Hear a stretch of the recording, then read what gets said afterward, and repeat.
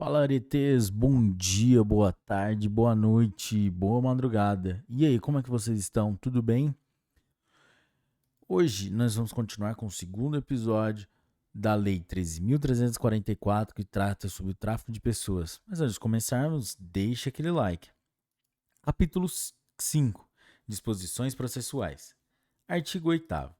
O juiz, de ofício, a requerimento do Ministério Público mediante representação do delegado de polícia, ouvido o Ministério Público, havendo indícios suficientes de infração penal, poderá decretar medidas assecuratórias relacionadas a bens, direitos ou valores pertencentes ao investigado ou acusado, ou existentes em nome de interpostas pessoas, que sejam um instrumento, produto ou proveito do crime de tráfico de pessoas, procedendo-se na forma dos artigos 125 a 144-A do Decreto-Lei nº 3.689, de 3 de outubro de 1941, o Código de Processo Penal.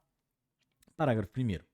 Proceder-se à alienação antecipada para a preservação do valor dos bens, sempre que estiverem sujeitos a qualquer grau de deterioração ou depreciação, ou quando houver dificuldade para sua manutenção.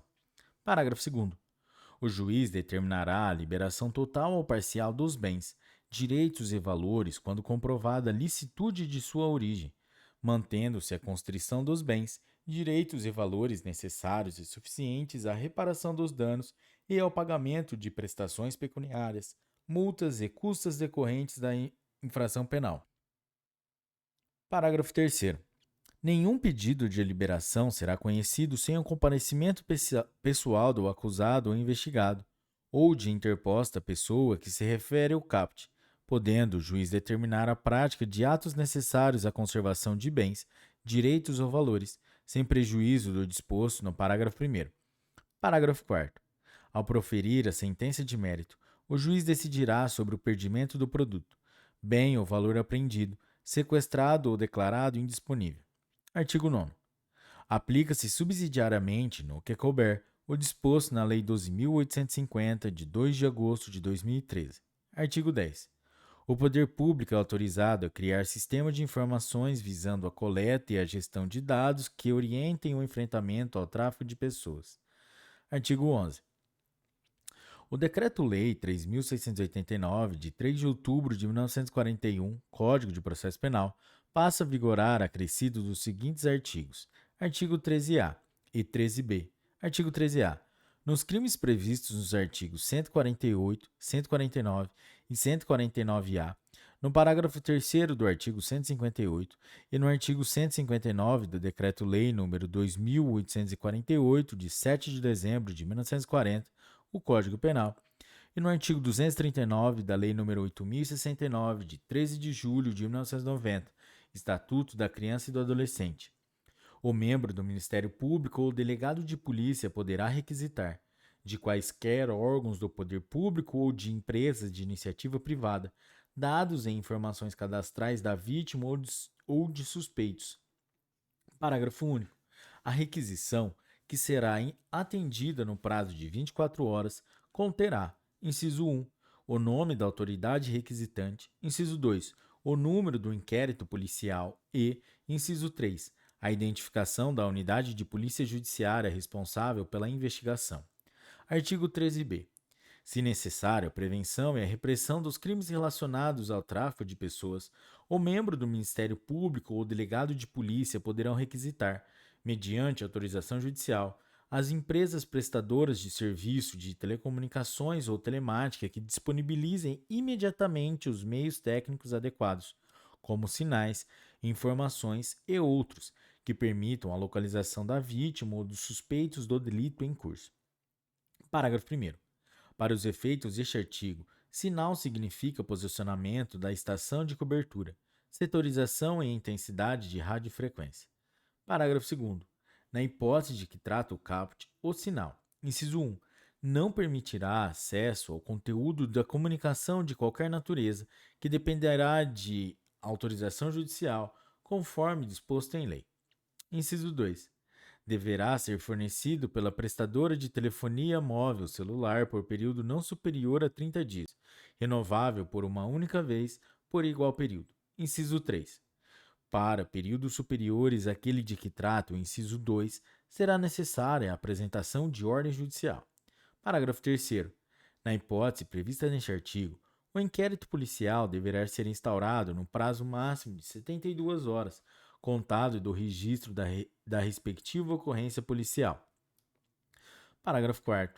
Não havendo manifestação judicial no prazo de 12 horas, a autoridade competente requisitará às empresas prestadoras de serviços de telecomunicações e ou telemática que disponibilizem imediatamente os meios técnicos adequados, como sinais, informações e outros, que permitam a localização da vítima ou dos suspeitos do delito em curso, com imediata comunicação ao juiz.